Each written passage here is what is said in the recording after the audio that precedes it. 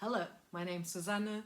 Welcome to the 150th episode of Handmade, from the life of a knitting, singing, writing spinner. Today brings you the 15th ever English episode. And I'm trying something new. I found out that the best camera I have is not in my laptop as I thought it, but instead in my iPad mini. So I'm recording the video on the iPad and the sound on the laptop, and that hopefully will take care of the problem of those weird noises that I've been having as well. So wish me luck.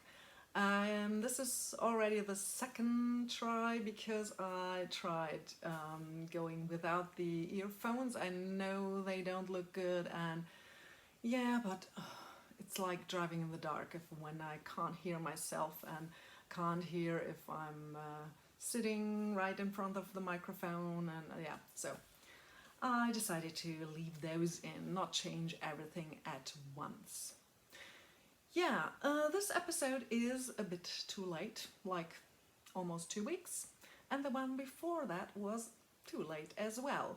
First, I didn't have a voice, so that was a problem, and now, it's all this COVID-19 thing that I guess has been throwing all of us off for weeks now, and will probably continue to do so for a bit longer. And that crisis is actually the reason that I found out that my iPad camera is so much better than my laptop camera, because right now I'm very fortunate that I can still work and teach. Only I'm teaching all my students over Skype and FaceTime and such right now. I'm so happy that that is possible. It's a bit exhausting and challenging, and also really interesting, and well, not quite the same thing, but well, now that all of us here are in lockdown, we're allowed to go out to shop or go to the doctor, or people who really can't work from home and who have jobs that really need to be done can go to work, but people like me have to stay home. And well, of course I can't have students in my house because we all try to stay as healthy as possible. I hope you all are doing reasonably well and stay healthy and sane. And I thought that my this t-shirt would be appropriate. You read my t-shirt. I'm reading this for for the people who are only listening on audio. You read my t-shirt, it says, and then underneath is, "That's enough social interaction for the day." I often wear this on weekends because I feel that wearing that t-shirt while teaching possibly not quite the best thing to do. Like, yeah, hello student, I'd rather not see you, is not the message I want to send, even if I feel that way from time to time, just a little bit. So what happened? Well, Corona happened. That was a major thing.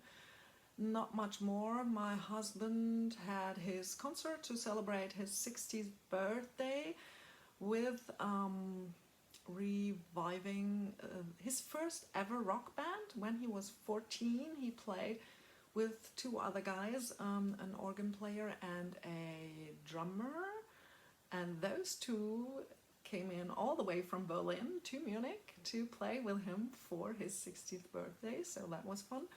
And we had some other stuff, some more guitar players and keyboardists, and there is a video on YouTube. I haven't really watched it myself because I know we spent month preparing for that performance, and it didn't go quite as well as we hoped it would, and there was no recording or video on the first evening that we did that. The first evening, of course, was the better one. Ooh, that will go well. I'm already stumbling at the beginning of the episode. So the second day we were all pretty tired, and yeah, there were mistakes, as they are. But somebody filmed the whole thing and put up a short 18-minute video on YouTube. I think I'll link to that in the show notes, which you can find on creativemother.de/handmade150. I have started to do pretty links for all the episodes so that people can find them easier. Yeah, so that in January there was my husband's actual birthday, and for that birthday we went to Salzburg for a weekend. That was really nice, and walked all around town and looked at things and ate Mozartkugeln, as you do. And what else? Well, Christmas, New Year's, the usual. And we'll see what the year will bring. This is certainly something we're going to remember for a long time. I hope that all of us will remember this for a long time. So I'll jump right in. Oh, did I tell you that this is the episode where I talk about everything I talked about in the episodes before? So that's the deal. Of course, I don't really talk about every single thing, because there are a lot of things when you do 9 episodes that are around 45 minutes or so, and I'm not planning to make this an 8-hour episode. Don't fear. And I'm really hoping that everything will go well with the recording. Looks good from here. So I'll jump right in. The first thing I want to talk about are toe socks that I started. You probably all know that I'm trying to become a runner. I do run 3 times a week usually. Only I've found that I'm actually walking about as much as I'm running, and after about 10 years of running, I still can't go for longer than 3 minutes without stopping. So I'm back to a couch to 10K program for like the 100th time or so. Maybe this time it will stick. And I'm wearing these weird shoes with the 5 toes separated. And for that I need special socks, of course, and I was a bit tired of ordering them online all the time. They're really expensive, they're not quite the right fit, of course, because it's the same as with gloves. When you have the individual toes, I mean, my big toe is really long, and the pinky toe is really short, and so they never quite fit. So I thought, oh, I'll just make myself toe socks. Great idea. Then I tried to get 3-ply sock yarn. I'm just looking here. It looks like I have a hole in, no, not a hole in the sock. So and getting this 3-ply sock yarn that was not all bright and colorful was really hard, but I got 2 balls of Regia in a light grey and started making those socks. So I tried following a pattern, and I've completely forgotten the name, but that doesn't matter anyway because I didn't follow it at all. So in that pattern you were supposed to do a provisional cast-on, as I have done here, and then no, I haven't. So you were supposed to do a provisional cast-on, then to knit like, I don't know, 2 inches, 5 centimeters, something like that. Then you were supposed to knit the fiddly toes, and then knit the rest of the sock toe up. Great plan. Only I don't like knitting socks toe up. So I thought, well, I'll just start at the cuff as usual, knit down, then knit the fiddly toes. Now what you can see here is I have 2 socks that are 3/4 finished because fiddly toes are fiddly and I don't want to knit them. I also substituted the heel. This is the usual Annie Fletcher heel that I'm so in love with these days.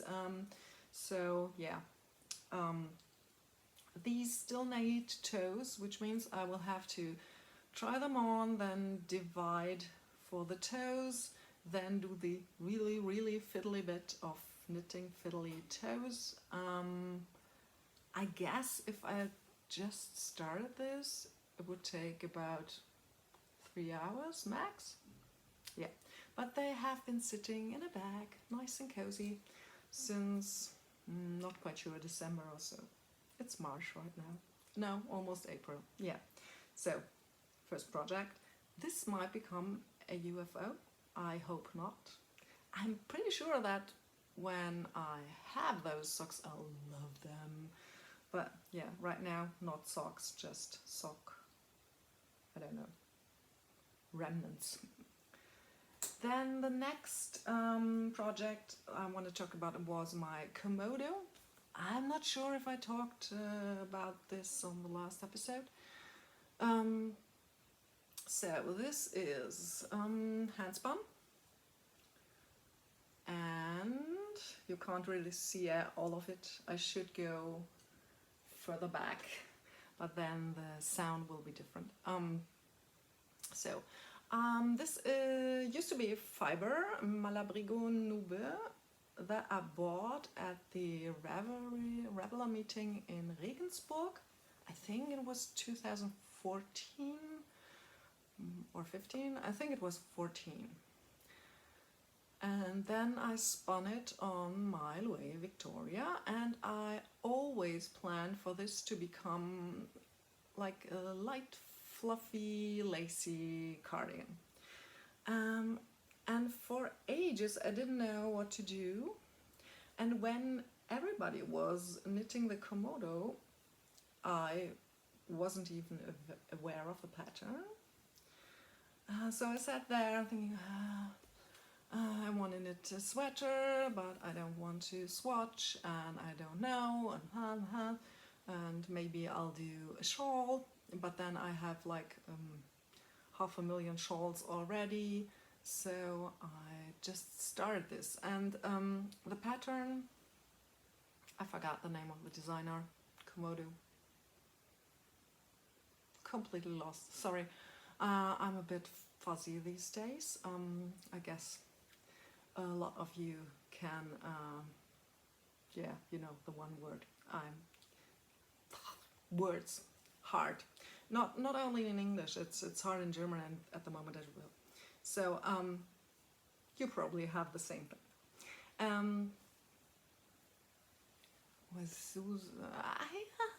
I totally forgot the name. I link everything. So, how this works. The show notes, like that link, creativemother.de/handmade150, will lead you to the show notes page for this episode, and there will be links to all the other episodes that I talked about there, and to the projects on Ravelry, if there is a project on Ravelry. I haven't been good with putting in projects and such on Ravelry, and that's something that I'm hoping to do better this year. But there's a page for the Komodo, and if you just put in the name, you'll find the designer. It's a really popular thing.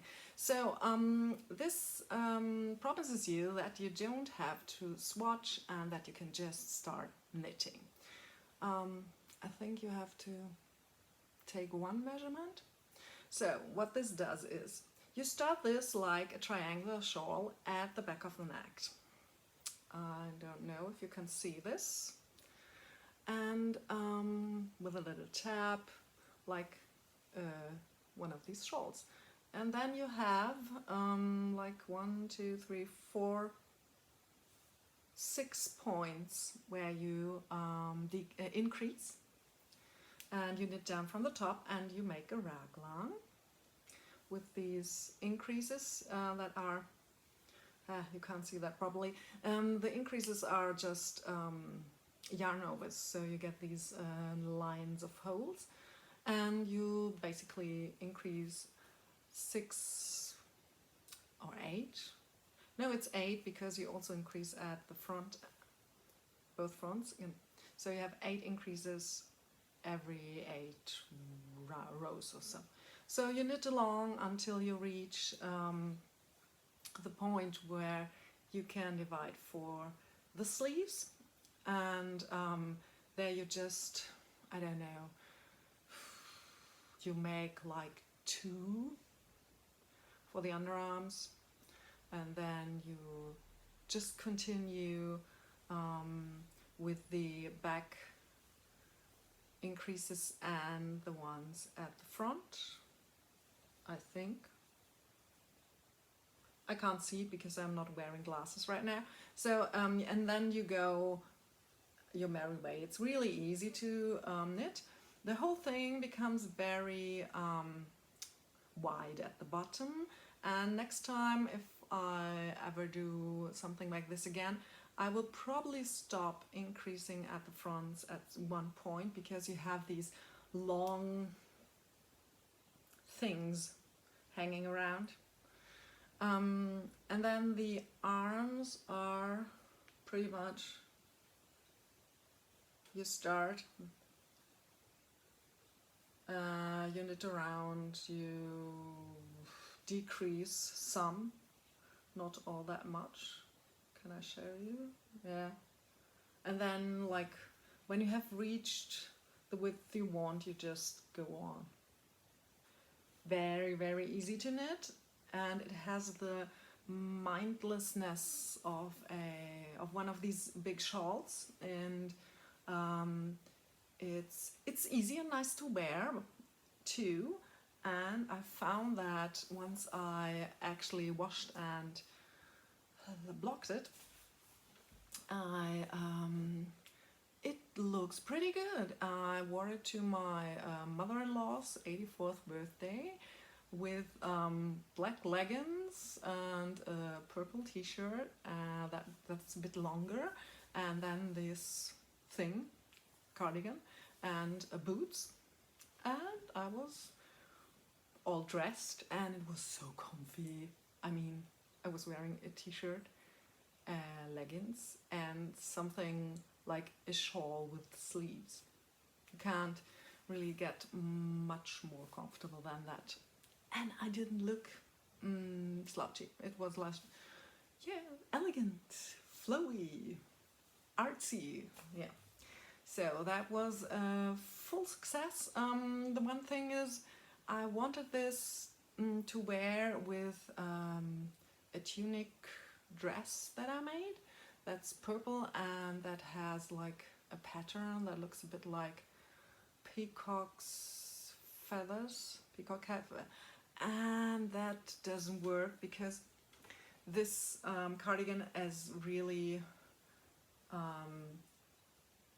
colorful. There are many shades of purple and pink and a bit of gray in here, and that doesn't really work with the patterned fabric from the dress. So yeah, but I've been wearing it. It's easy to throw over something, and since I'm now in menopause, I don't need these really heavy sweaters anymore, not as often as I used to. So next thing on my list is, that's a new thing too, because I used to make this list in my notebook because my laptop was always acting up, and so I couldn't put the notes on the laptop anymore. And with my contacts in, I can't really read anything that's small. So I was always going back and forth with my reading glasses, but now, this time, for the first time, I printed my list out. And since I have this different setup, and since I have been teaching all week and found that the students can't see my music stand, my notes are on the music stand right there. Yes. So, some of these days I'll be all professional with the recording, still with the crappy headphones, of course. So I made a brioche scarf for my son. I don't know if I told you about this. So this one is a pattern by Stephen West. It's called Bundled in Brioche. Brioche? I don't know. I made it from, what's this? This yarn that's a drops yarn, merino cotton, something like that. And you can easily see that this is not for me because I don't wear blues and grays. Well, okay, I guess I wear grays. I'm currently wearing a grey t-shirt. But these are colors that my son chose. And since he doesn't really do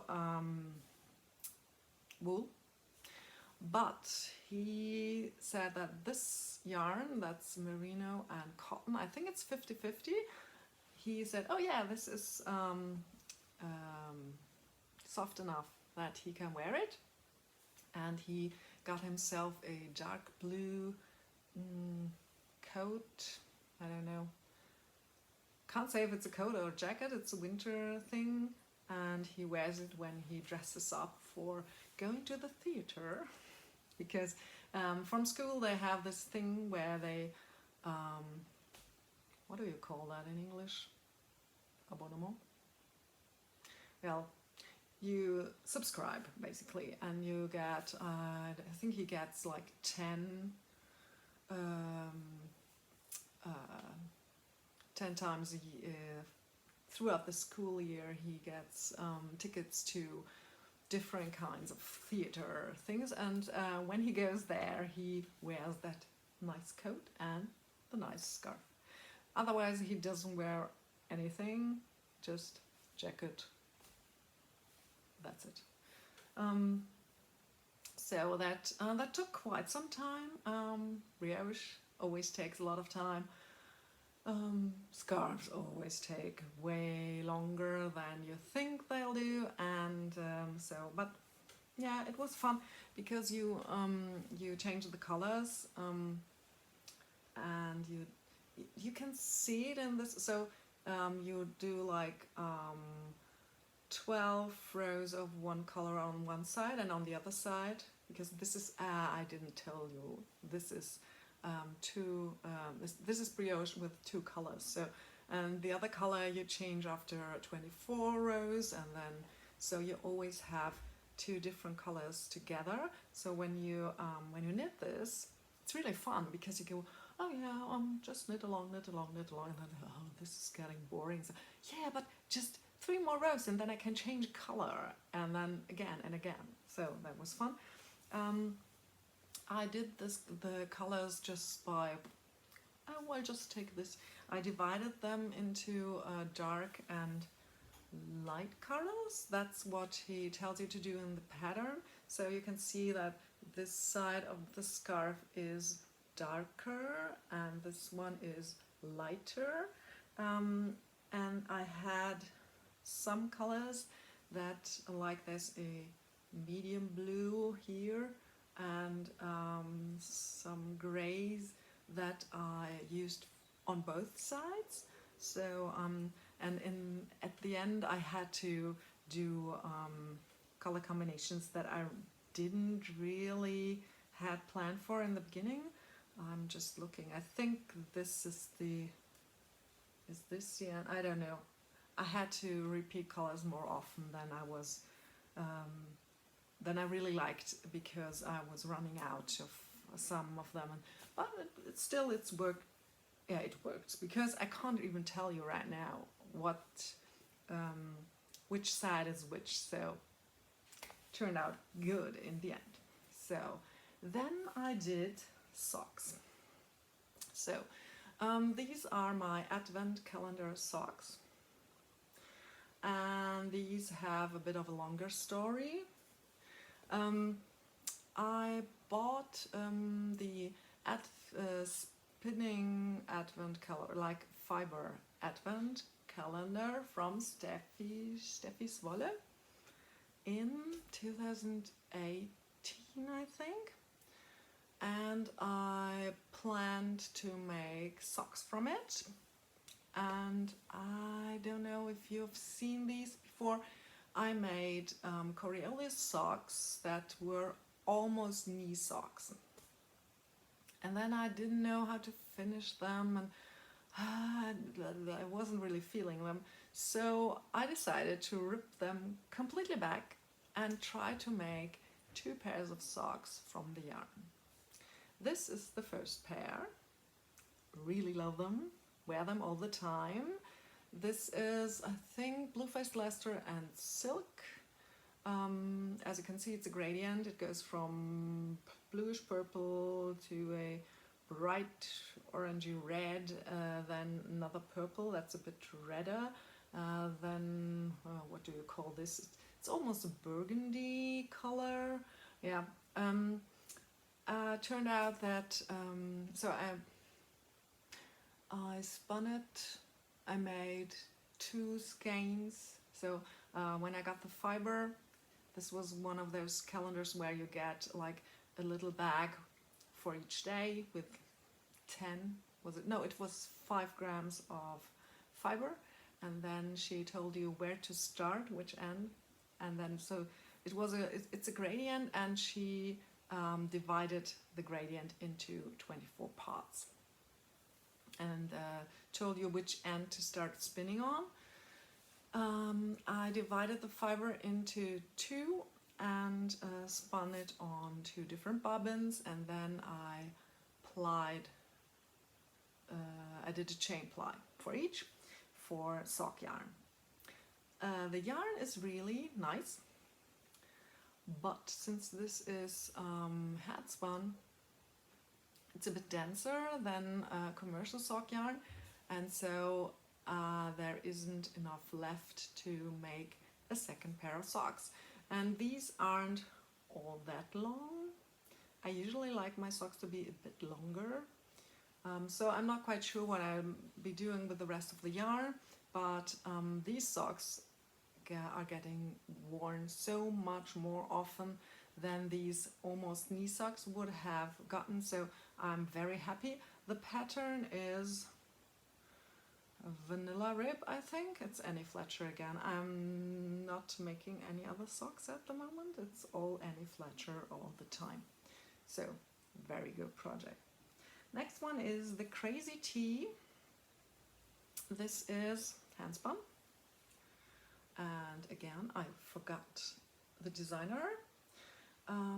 There is a pattern called Crazy Stripes by a French designer, and that's a cardigan, and I made that one and I love it and I wear it often. And then there was the Gloaming Tide knit along by Isolde Teague, and that made a shawl, and for that I spun all the yarn, and that was a long story, but I ended up having substantial bits of leftover yarn, hand spun, leftover lace, well, not lace, light fingering weight yarn. So I decided to start this t-shirt and see how far I would get with the leftovers. Turned out not all that far. I think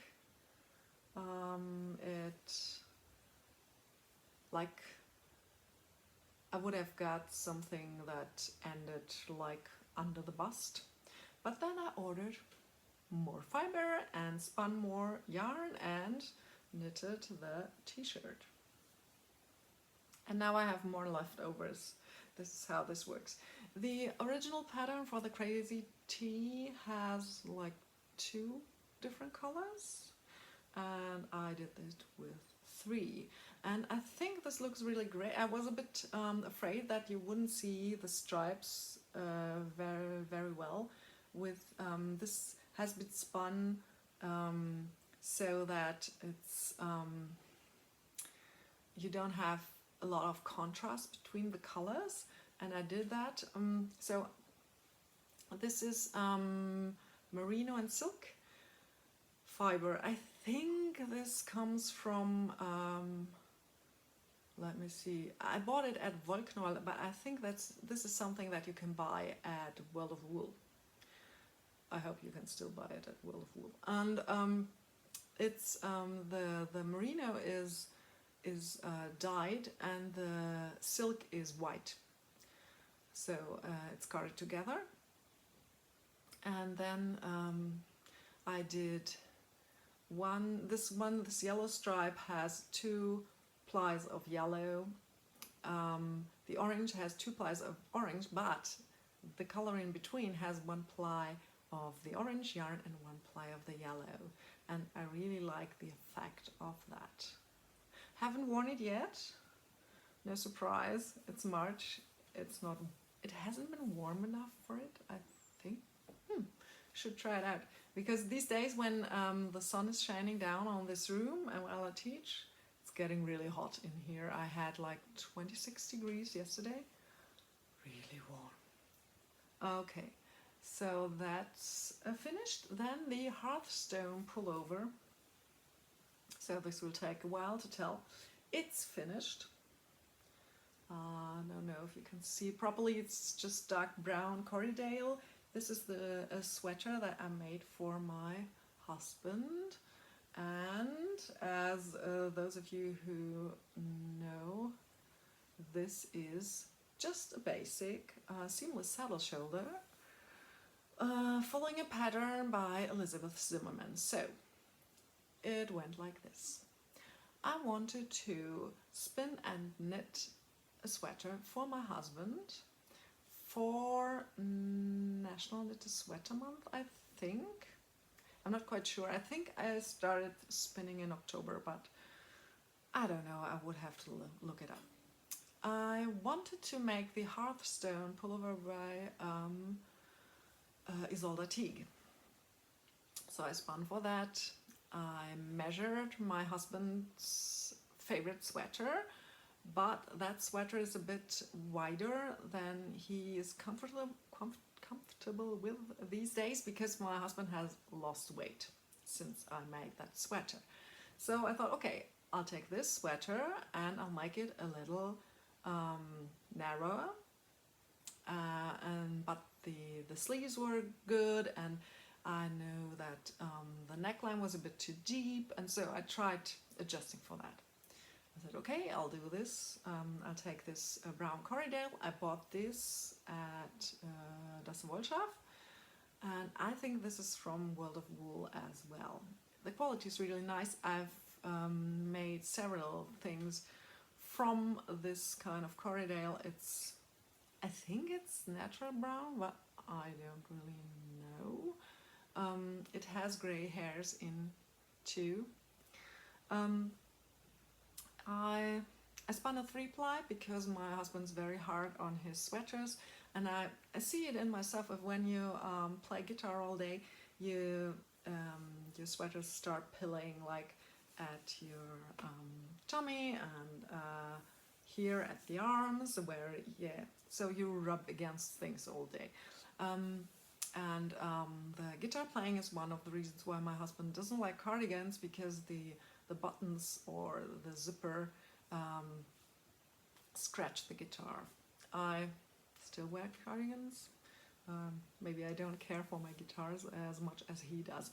So I spun a 3-ply, and then I started doing a Hearthstone pullover with the gauge swatch that I had and the yarn that I had, and loosely following the pattern. But what I really wanted was the Hearthstone pattern has really nice cables. It's a raglan that goes not all the way straight up, but it curves a bit. not quite like the saddle shoulder, but it does remind me of a seamless Elizabeth Zimmerman construction. So I knitted the whole thing. I found that I had misjudged the gauge and the sweater wasn't wide enough, I think. So I pulled it all out and started over. I did a sleeve as a gauge swatch. That sleeve was way too tight, so I used different needles. I started over, so it took like 3 tries until I had done the body up to the arms and the sleeves. Then I started knitting all the pretty nice cables, and I knitted and knitted, and I looked at it and was like, yeah, this is looking really, really small.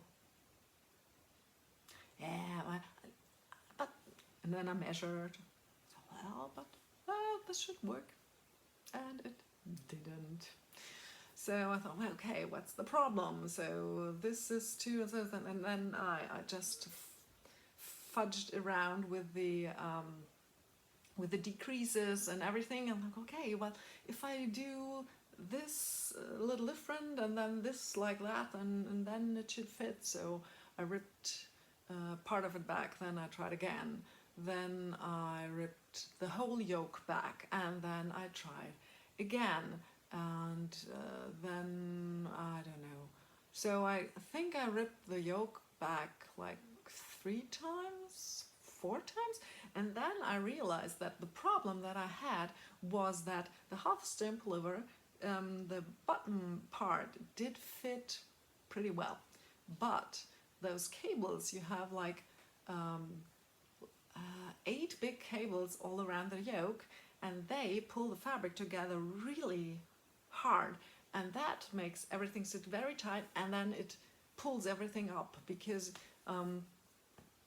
it's so narrow. It wants to pull up where the body is narrower, and so that wasn't working. I tried, I don't know, 3 or 4 times, and then I said, okay, forget the Hearthstone pullover, forget the beautiful cables, I'll just put a different yoke on this sweater, because having a sweater that works is more important than having one that looks pretty with the cables but that is really uncomfortable and that you can't wear. So I pulled it all back and I made, I thought I'd make a blank canvas, but then I remembered that the last 2 or 3 times that I made the blank canvas pattern that I really didn't like the neckline. The blank canvas is made for wearing a button-up shirt underneath, and when you don't wear a button-up shirt underneath, then you have this gaping neckline, and my husband really likes his sweaters to be very close to the neck and very warm at the neck without actually being a turtleneck, so that didn't work. So I looked at the old Elizabeth Zimmerman Knitting Without Tears, I think, at the Knitting Workshop books, and I took the numbers that I had and I followed her directions, and yay, I had a sweater that fit. Except now the top part fit, but turned out the sleeves and the body were too short. I had made those pretty short to start with because my husband doesn't like his sleeves to be very long, because again, guitar player, and he works a lot with his hands, and if his sleeves come up like I like mine to hit like at the thumb joint here or even a bit lower, and I don't mind pushing the sleeves up when I work, but he likes his to come at how do we call it, that this joint here, it's handgelenk. Is that the hand joint? I have no idea. So this one. So the one, he likes the sleeves shorter. Let's, yeah, leave it at that. But when he tried the sweater on, and at least the top part, the yoke fit, and I was like, yes, the yoke fits. And then this is really short. And the 2 or 3 times before that he had tried the sweater on, we hadn't realized, because the whole yoke situation was so awful and was pulling everything up, that I thought that the shortness of the sleeves and the body was because of the yoke. But turned out it was too short anyway.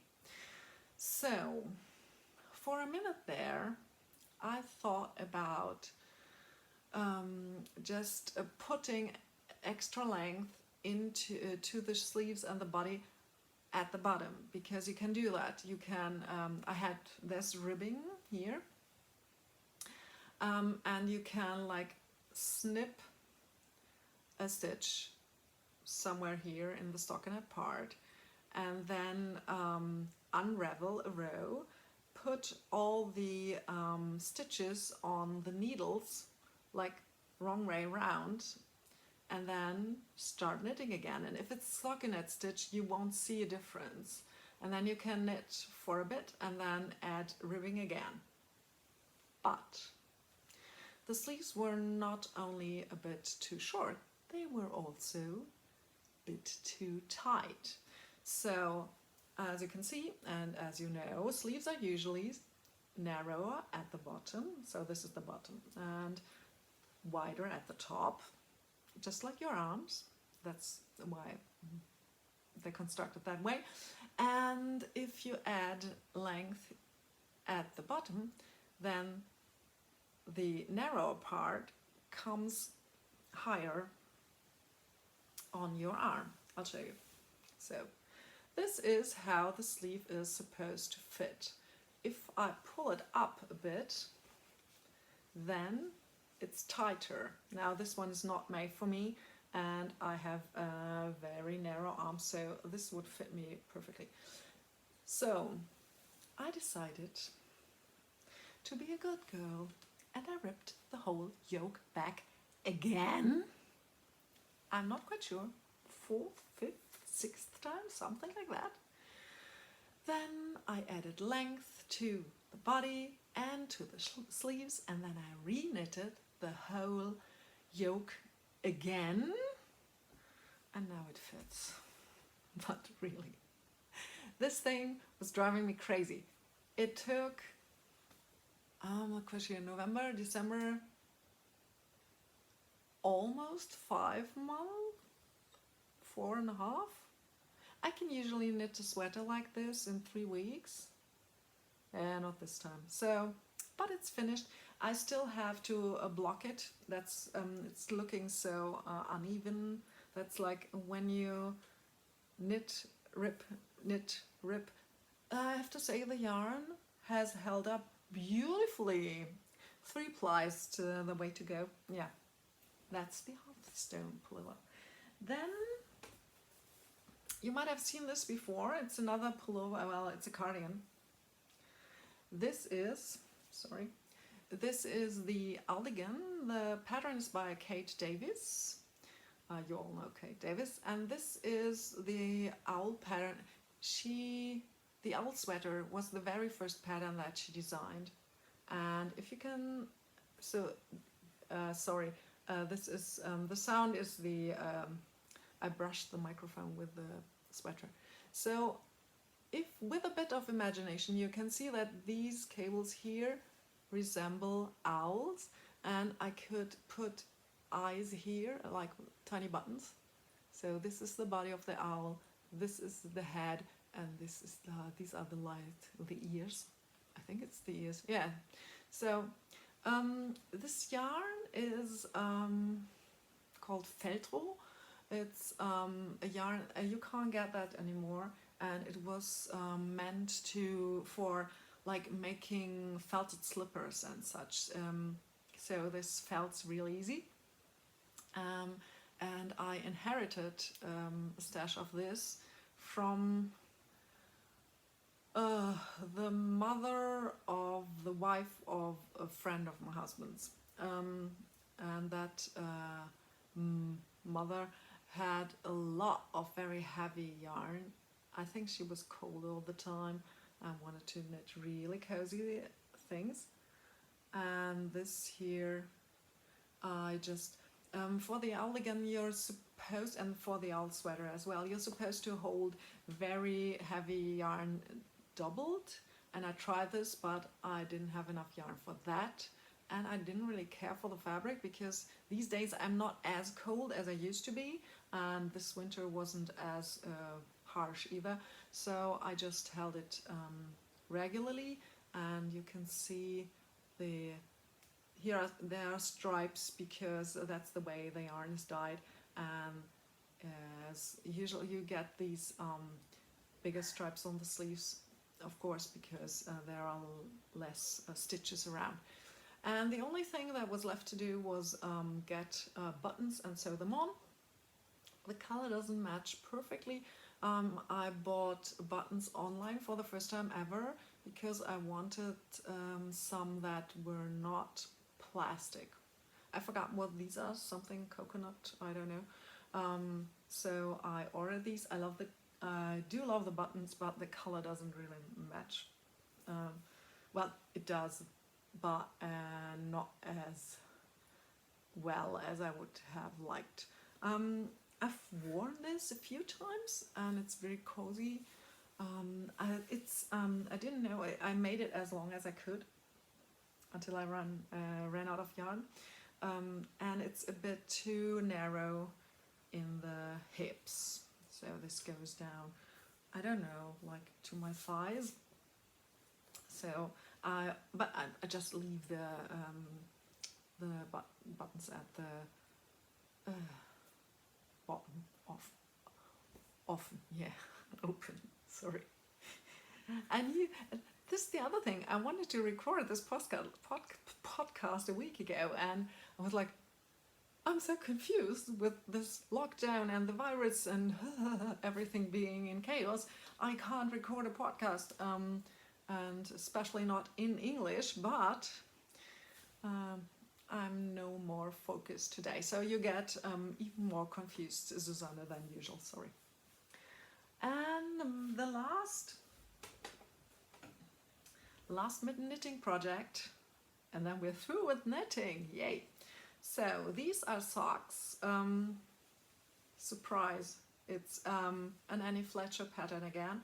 I bought this yarn at the beginning of November when a very dear fellow podcaster, Laura Geisen from Wollkanal, so if you understand German, listen to the Wollkanal podcast, it's really, really good. She podcasts with a friend, Frida, and they're really interesting and funny, and yeah, I always learn something when I listen to their podcast.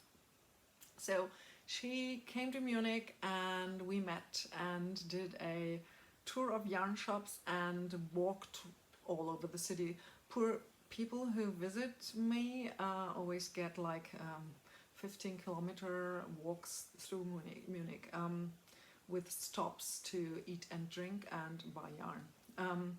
So I bought these at the shop Kunst und Spiel, and that was the first time ever that I visited that shop. And this is Drachenwolle.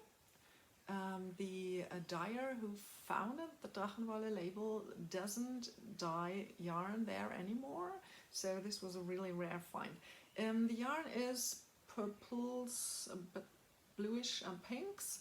It's called Beerentorte, the colorway, and that means berry cake.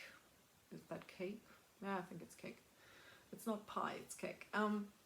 So this pattern is Braymore by Annie Fletcher, and I have finished the first sock and started the second one. And this is my travel knitting. I like, no travel knitting at the moment, but my mindless knitting that I take with me. The only thing that's not good about this is, as you can see, I'm knitting this on Knit Picks carbon needles. So we have very dark purple yarn on black needles. And these needles are very, very small. This is 1.2 millimeters. This is like, let me see, 2 millimeters is size 0, so that will be 2 zeros, 4 zeros. Yeah. I'm knitting that loosely, that I need this. And with the 1.2 millimeter needles, I actually get a great gauge. The other socks, the toe socks, I'm knitting on even smaller needles. I'm not quite sure, 0.8 millimeters or 1 millimeter. Yeah, fun. So that's all the knitting that I've been doing. Spinning. I spun Targi from Ätherische Öle on my IST craft spindle. Let me just sort my spinning. So this is the very cute and small spindle and the very fluffy and soft fiber that I love. And you can see the turtle on the Turkish spindle with this is a gradient colorway again that goes from very bright green through yellow through orange to red. No red in this part. Oh, there's some bit of olive in there too, but you can see this is one of those turtles that has come off the spindle already, that here there's a lot of red in this. So beautiful, and it's so soft and I love it, but I never spin on it because I don't know, I don't spin much. But every time I take a spindle somewhere, I take this project. It has been everywhere. It traveled with me to my parents, and then it traveled to Salzburg, and it traveled to Hamburg, and it was everywhere, and I only spun like 5 minutes on it. But last week there was the spinning challenge that George does every year for members of the Yurt group on Ravelry. And so last week I spun on this for 15 minutes a day. So the fiber that I have here is only part of it, and when I was taking a picture of the project for the spinning challenge, I realized something really interesting. So for many years now, I think 5. I started this 5 years ago because I think I bought the fiber 5 years ago. I have always referred to this as Targi from Ätherische Öle. This is not Targi. I had looked at the label 3 days ago, and this is Falkland. So funny, I totally misremembered that. So it's not Targi, it's Falkland. It's still nice and fluffy and soft. Then there was a lot of crochet. I made 2 blankets. I've been really bitten by the crochet blanket bug. This one, they're both by Lucy from Attic 24. She does these really nice crochet alongs, and there are these yarn packs. This one is the Summer Ripple blanket. Nice color. And this one is cotton and poly something. I love the colors, I love the patterns. I don't love the fact that all of this is polyester, no it's acrylic. And I don't like to work with plastic. I think this is okay-ish because the blankets don't get washed all that often, and I won't throw them in the landfill, but still I think natural fiber would be so much better, but then I couldn't get those nice colors and yarn packs. So when I really wanted to make another blanket, I got this because there's cotton. And then she started another crochet along, as she is prone to do at the beginning of the year. And I saw the pictures. She often has inspiration from nature and flowers and it's also nice. And so she had all these dahlias. And as you can see behind me, there are photos of two big orange flowers. I love flowers, and dahlias are really gorgeous, and I love the colors, and thought, I shouldn't make another blanket because we already have enough, and I really shouldn't buy acrylic. And I did it anyway, and I spent really enjoyable 7 weeks at the beginning of the year making this gorgeous blanket. I'm showing you just a little piece at the time because this is too big, and if I hold it between my mouth and the microphone you can't hear me. I love these colors. So Lucy usually has a lot of blues and cold colors and like water and sea. And as you know, I'm all about the reds and the oranges and the purples and the bright burgundy. So all my happy colors are in here. Well, almost no green. And so, yeah, the stitch she calls spike stitch. It's like, it's really easy. You do like one row, you do 3, double crochet, treble crochet, that depends on which crochet terms you use. I think for her it's treble, that's in UK terms, and then you do one of those Luftmasche, just a slip stitch, one.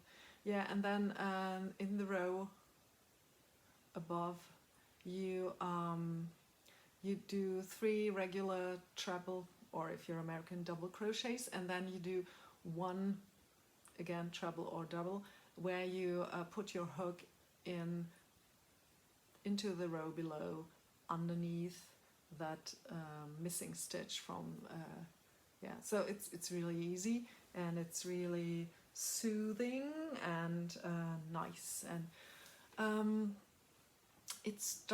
the crochet along started on January 6th, I think, and then I was all about the crochet blanket every day, and it was really cold, so every day I just sat under my growing blanket. It's really nice. And then my husband and I went away for 4 or 5 days, and I didn't take the blanket with me because I didn't want to travel with half a blanket and all the yarn. So I only took the berry cake socks and the spindle, so I was behind when we came back. But this year she had a built-in catch-up period, so there was 1 week where there was no queue for the pattern, and so I had enough time to catch up and wrap the whole thing up with the crochet along. So that was really nice, and I really loved seeing all the other people's blankets on Instagram and such, so that was a pleasure. Yeah, and now I don't have a crochet project, but I realized that I have like 3 bags of leftover yarn, all this acrylic, because by now I have made 1 blanket for my son in all grays, then it's gray and white, I think, and then one, so this one, the dahlia blanket, then the peony blanket, I think. Yeah, and then I made the other one that's cotton, so I don't really want to mix those leftovers, but so I have leftover yarn from 3 blankets, and I'm pretty sure that I can make another blanket from that yarn, putting all those colors together. And yeah, and maybe I'll just do an easy stitch, like a ripple stitch blanket or something, and just pull out next color, we'll see. So I have plans to make another one, and I thought that we had way too many blankets already, but now that we have a functioning living room again, and I'm hoping to record there next time, but these days our son is sitting there with the laptop doing his homework, and so I didn't want to disturb him. And I have no idea how the acoustics are in there. So we have like a new sofa, and so there's one blanket on the sofa, and then I have my easy chair, and the easy chair has a blanket. And then there's the other easy chair for my husband, and that one has a blanket. And then, and that's the most important of all, the peony blanket lives in the kitchen, because I always get up very, very early, and by that time the house is usually really, really cold, and I'm always freezing. So I wrap up in the blanket in the morning, so I don't have to just put the heating on high. It's just later. Right now in the winter we use the wood stove for heating, and my husband starts that later, like 2 hours or so after I get up, and for those 2 hours I just sit on my kitchen bench wrapped in a blanket. Very nice. So then we're almost through with the projects, and it's an hour already. Yeah, thanks. So there's project wardrobe. I'll tell you a bit more about it later, but have been trying to sew my own clothes since 2013. Yeah, no, that has been 7 years and not much sewing, but I made 3 things since the last English episode. First thing I made is black yoga pants, and I can't really show them to you because I'm wearing them. So if I now lift my leg, yeah, you don't see anything. They are very shoddily made. I made them too tight, and so I ripped out all the seams and then sewed them again. And there are still pieces of thread sticking out of the seams. I didn't bother to hem the pants. Since this is jersey fabric, knit fabric, it doesn't fray. I had an idea for the waistband that didn't really work out, but I have been wearing these pants almost daily ever since the day I finished them, which is good. And I had plans to make another pair in brown, but 3 or 4 months of constant wear of yoga pants in t-shirt fabric sitting on wooden benches means I already have almost a hole in the back of these pants. So the verdict is, don't make pants out of t-shirt fabric because they don't last. So I'm thinking about some other things to do for loungewear that might hold up better. Still, I'll be wearing these. I'm not quite sure how to mend these when they wear through, because it's not a good place to put a patch. Could be worse, but I don't know, we'll see. Or maybe I'll just put a red heart on it. Well, yeah, I'm not quite sure. But I made yoga pants, they fit, and I've been wearing them a lot. The other things I made were two t-shirts. I made 2 plantain t-shirts. This one is purple. This is I've had planned this for ages, but ultimately I made this in the 3 hours before I had to head out for my mother-in-law's birthday. And you can see it, I broke a needle. We have like, I'm really bad with the twin needle, or maybe everybody's bad with the twin needle, no idea. I don't have an overlocker or a cover, whatever you call it.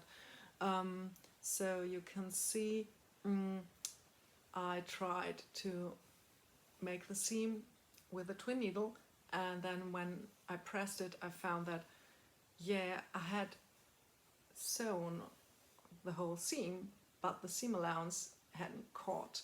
So I just used the other twin needle because I had broken the first one, and just made a second line right next to it instead of, and you can see like the seams are wavy, and it's really funny because I don't know, there's this one sleeve where I broke the needle and I started sewing with one twin needle. I don't know, I can't see anything, I said, because I'm not wearing glasses. Wait a minute, I'll look at it. Is it this one? No. So, and then I just finished the same seam with the other needle. Nope. No idea. So, it's all a bit... we say sewing with a hot needle. But I finished it. I love it. It fits. I wore it to my mother-in-law's birthday, as I said, with the Komodo. And I'm very happy with it. I even wore it to that performance that I really have to link to that. If I forget, please remind me. And then I made another plantain t-shirt in burgundy, this time with short sleeves, because I realized I'm so slow with the sewing and it's March already. I won't want to wear long sleeves for the next few months. This fabric is a bit stiff for t-shirts. This is organic cotton, obviously lycra and such. I know that there are knit fabrics that have more drape, but they also mostly have more man-made fibers, so I'm not quite sure how to do that in the future. I still have brown jersey fabric for another t-shirt and a pair of leggings. I find that I get a lot of wear out of my self-made leggings because I made this self-drafted pattern following the method by Cal Patch. That's on the internet, and I link to it constantly in my show notes. I hope to remember to link to it in this in the post to this episode as well, because she tells you how to take your measurements and then make a pattern from that, and these are the best fitting leggings that I've ever had. Yeah, highly recommend it. And I will make another pair, and it's just so comfy. I spend a lot of days these days wearing leggings and a t-shirt. Like I have this burgundy t-shirt and I have burgundy leggings. Looks a bit weird if you don't wear anything else, but when I teach, I just put on a skirt and I'm instantly dressed and it's still totally comfy. And then when I'm done with teaching and working or being outside out the house, I just take off the skirt and I'm like loungewear and really comfortable. Love it. So that was all that I worked on since I did my last English episode, and now I'll go through the topics of all the episodes very briefly, I hope. So, let me see, yeah, I'm a bit late. The first topic from episode 141 was Mending Matters. I guess you all heard by now about the book by Catherine Rodebeau of the same name, Mending Matters. And in that episode, I talked a bit about the book. I still haven't read it, but I love it already. She talks a lot about sustainability. She has a lot of essays from really interesting people, including Tom of Holland, the one who always does the visible mending. The whole book is geared towards like visible mending of things like jeans and such, and she gives you techniques and she shows you which tools to use, and that you can do a lot by hand and that it's really easy, and she shows you examples of how to make really nice repairs and to play with that. Whoops, sorry, I brushed the microphone. To play with that visible, yeah, it's visible mending. You just to take a contrasting thread, and instead of hiding the mending, you show it, say, this is pretty. She also gives you tips for mending that's a bit more invisible, like there are places where your clothes wear through that you don't want to direct people's gazes to, like the place my jeans usually fray is not something I want people to look at like this, because it's usually where my thighs rub together. So really love the book, and I still have to start doing any mending following the book, but I was very excited about that. Then I had a lot of episodes about the Project Wardrobe. So Project Wardrobe, as I told you before, is my personal project of making most of my own clothes. And I've been trying for years, and since I don't sew much, it's taking some time. It's really sustainable, by the way. I don't buy many clothes, almost none. So my plan is that when I need something, I make it. It's going so. I'm wearing a lot of t-shirts with holes in them. Yeah, should mend them. The first episode in that series was episode 142, where I asked myself, how many pieces do I need? And I talked a lot, especially about the Vivian files. If you don't know that, you should go and check that blog out. It's really inspirational, and she talks a lot about capsule wardrobes, about buying with intent, about choosing pieces that really fit in with what you already own and that you really need and that you can wear for many years. And so I really love that. So in that episode I was asking, so how many clothes do I actually need?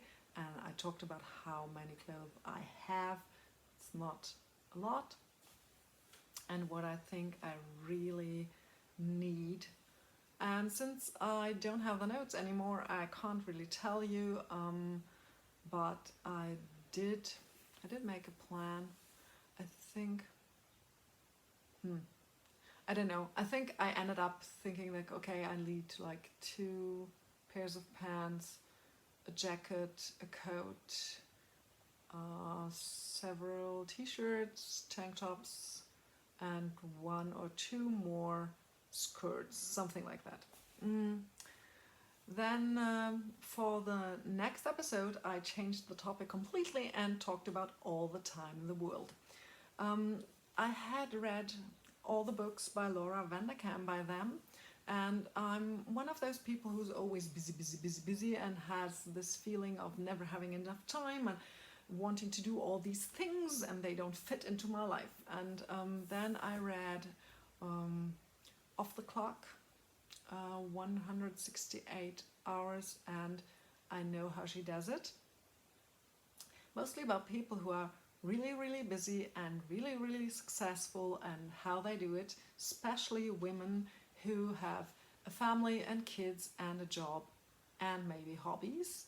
And Laura Vanderkam is very vocal about telling us that there are 168 hours in a week, and if you're really mindful about how you spend your time, you can fit a lot of stuff in there.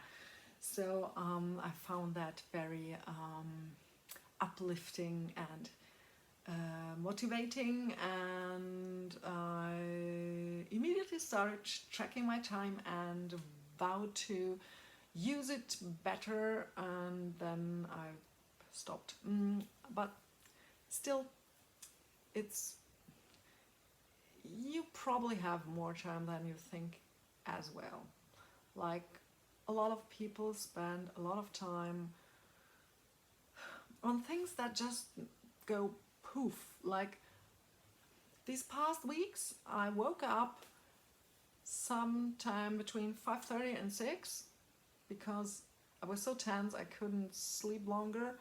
And then I hopped on the internet, and then I read the news and scrolled Instagram and scrolled Ravelry and read blogs for 2 hours. Now, I love Instagram and Ravelry and blogs, and at the moment I even follow the news because I feel that I want to be informed, but I don't need to do that for 2 hours, and I don't need to do that first thing in the morning.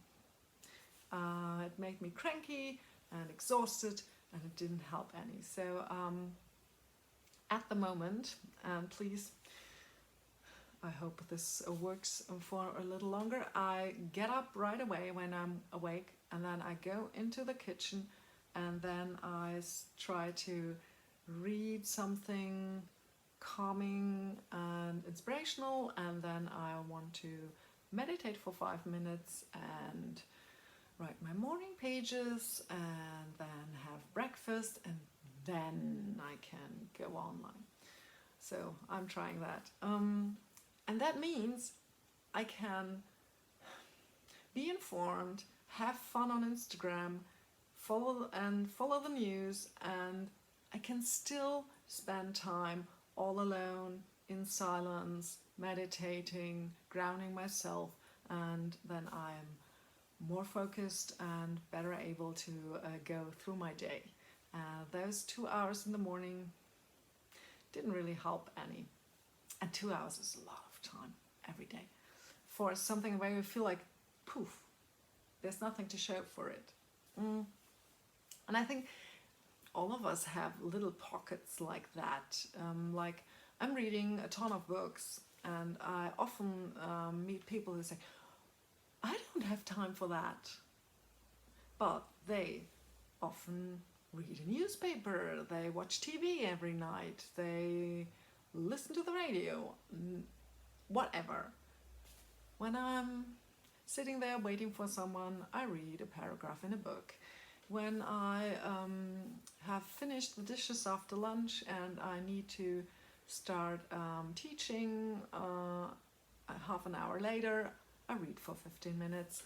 Every night before I turn out the light, I read for like 20-30 minutes. I do not watch TV on weekdays, usually. Just Friday, Saturday, and Sunday, and just very specific things that I chose beforehand for like an hour or so. And that's it. And the rest of my time I go and read. I don't say don't watch TV, but don't tell me you don't have time to read if you watch TV for 2 hours every night. Okay, then episode 144 had the topic of secret pajamas. So I'm constantly thinking about my clothes at the moment. Sorry. Or not sorry. I'm guessing that if you're watching a knitting, spinning and sewing and whatever podcast, that you're interested in clothes as well.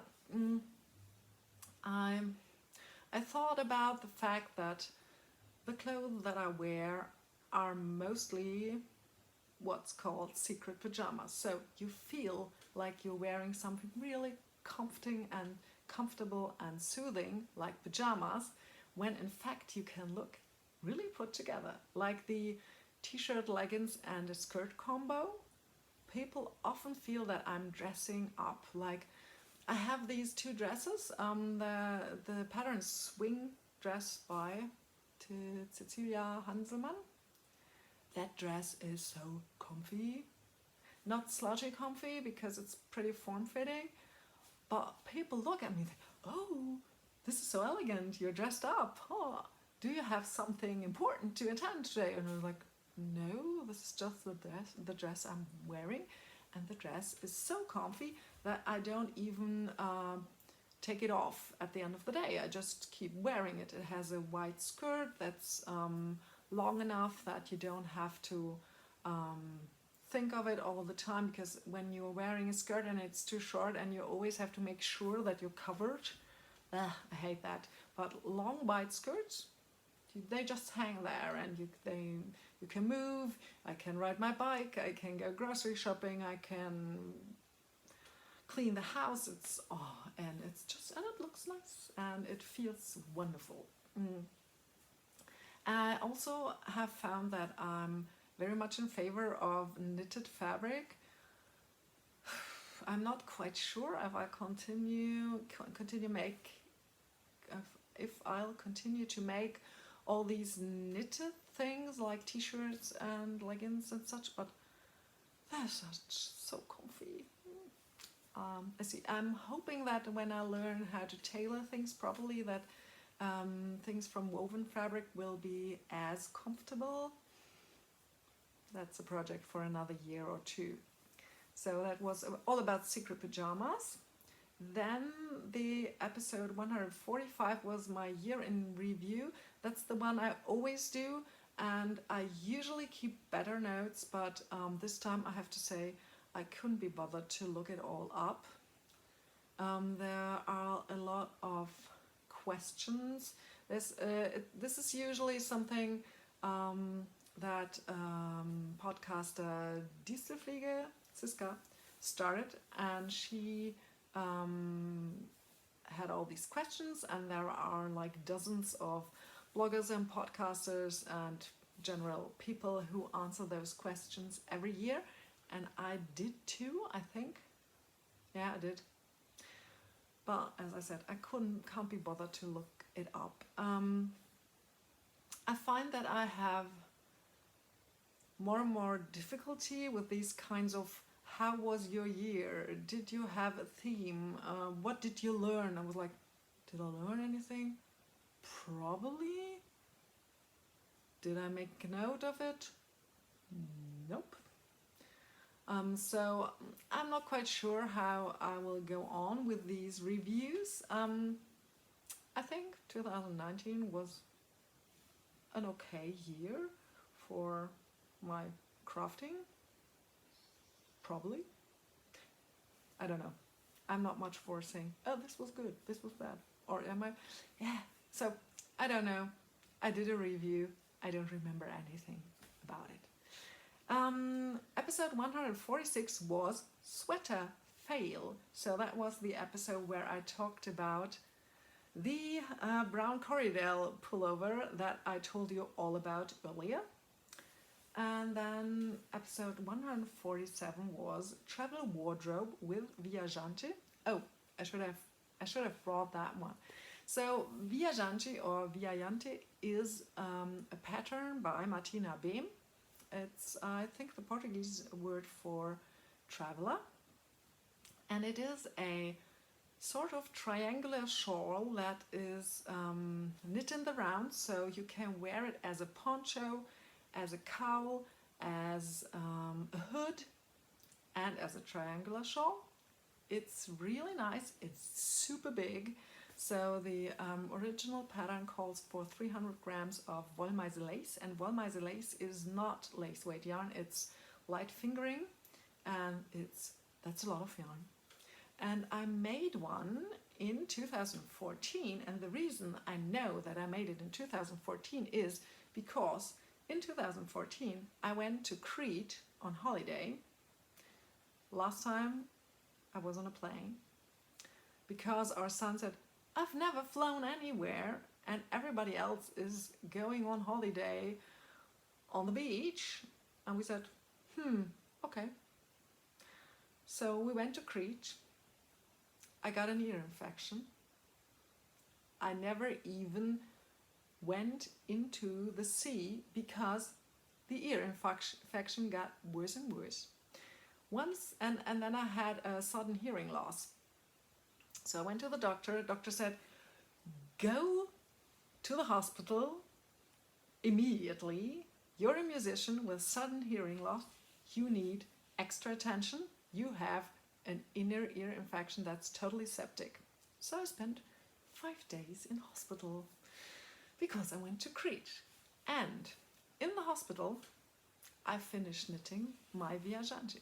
And I know that, and parts of it have I knit with the yarn held in my right hand, because usually I put it left, like a knit continental style. That's like the picking. But I had something in my hand so that could give me infusions, and so I couldn't knit properly, so I changed the yarn to my right hand and knit the other way. And the funny thing is you can't see it. So we have this huge thing, and you can't see where I switched. So funny. So the thing is, I never wear that thing. I never know what to do with it. I love it, but it is bright red with orange and yellow. I think the colorway is Campari Orange. And the red is a bit aggressive and bright. So I love red. I love aggressive and bright, but that one is a bit orangey. And that thing is really, really big, and I never quite knew how to wear it. And so, since I was all inspired by the Vivian files, I decided to build a travel wardrobe around that shawl. And the shawl is meant for travel. And I started knitting it because somebody I knew from Ravelry, whom I met in person in Munich, she's from Canada, I think. She told me, oh, that thing's just so great because you can it's like a tent and like a shawl, and you don't lose it because you can put it over your head and it can't slip off. And she really loved hers, so I made one too, and then I never wore it. So when we were traveling to Salzburg, I thought, okay, I take this shawl and I build my travel wardrobe for those, 4 days around that shawl.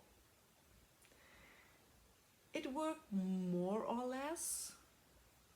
It did show me that when you have a wardrobe of everything is red anyway, then packing is really easy because everything goes with everything else. But I also took, let me think, I took a burgundy t-shirt, not the one I showed you before, one with long sleeves.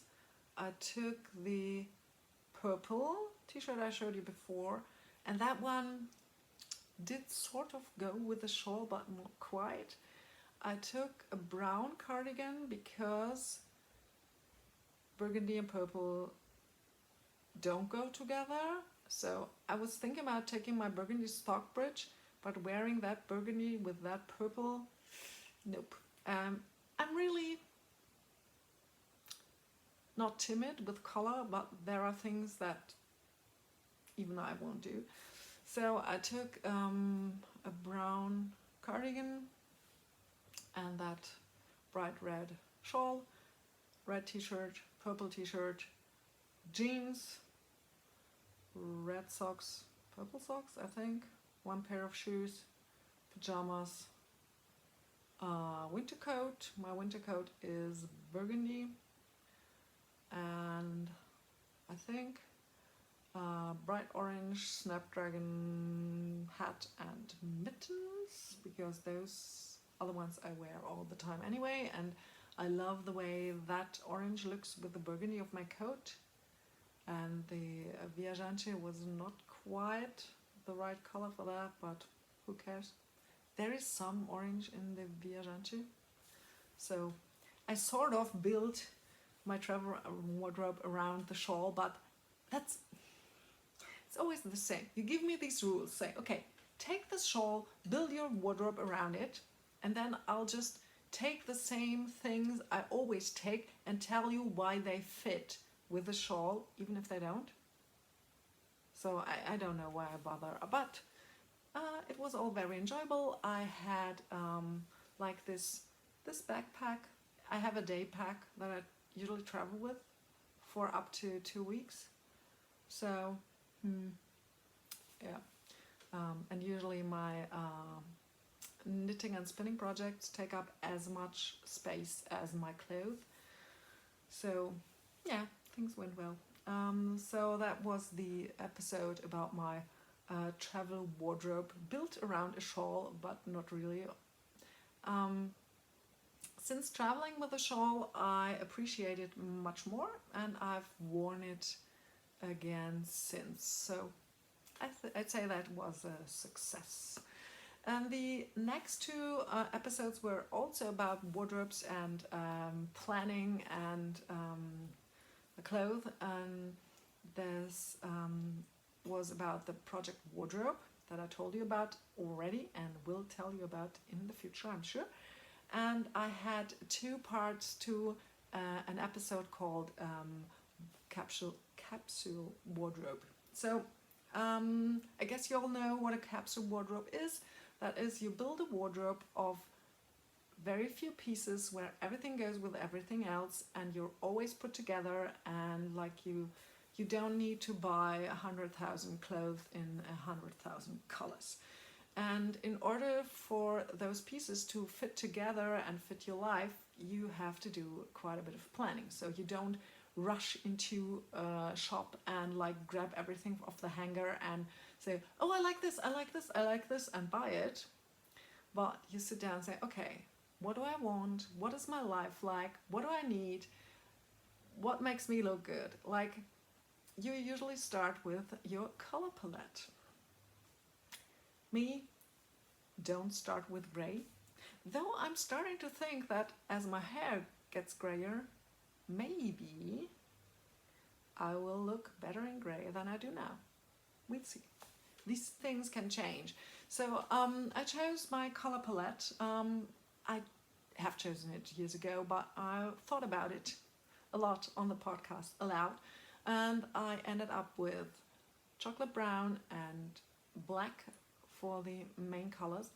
I don't really look good in black, but having black for things like pants and such still think is a good option for what I want. Then I'll have the colors olive green, burnt rust, burnt orange, and burgundy. And then I decided that I want a joker color that's purple. The purple goes with the orange. The orange, the olive green, the brown all go together. The orange and the burgundy can go together, depends on the shades. And I like my colors to be warm, not cold. Those I chose those colors, and then I followed the steps that the author of the Vivian Files lays out in her posts. She has several series about building a capsule wardrobe, starting with colors, with art, with it's really nice. So I followed those steps and say, okay, I need a nice pair of pants, and then I made I even made a Pinterest board of things that I'm thinking about making that will all fit together and tie things together so that I will eventually have a capsule wardrobe. I hope that I can finish this process in time before the first things that I made will wear out. We'll see. So that thinking and planning took up the last two episodes before this one. And so, since I'm pretty late already and you have been so patient, thanks, I will finish this episode. You can find everything I talked about, I hope, on creativemother.de, with especially the show notes to this episode being on creativemother.de/handmade150 if you want to send me an email or some money via PayPal, you can do so at susanne@creativemother.de. Susanne is SUSANNE. I have a Patreon, as you probably know, and I'm very grateful for those of you who spend their hard-earned money on this podcast. Thank you, and you usually get a new essay every month. And then what? You can find me on Reverie as Creative Mother and as Free Jazz Mama on Instagram and Pinterest and Twitter. So, thanks for watching. I hope you all stay sane and healthy and as calm as possible and continue doing nice things with textiles. And I'll see you till next time. Happy knitting. Ciao.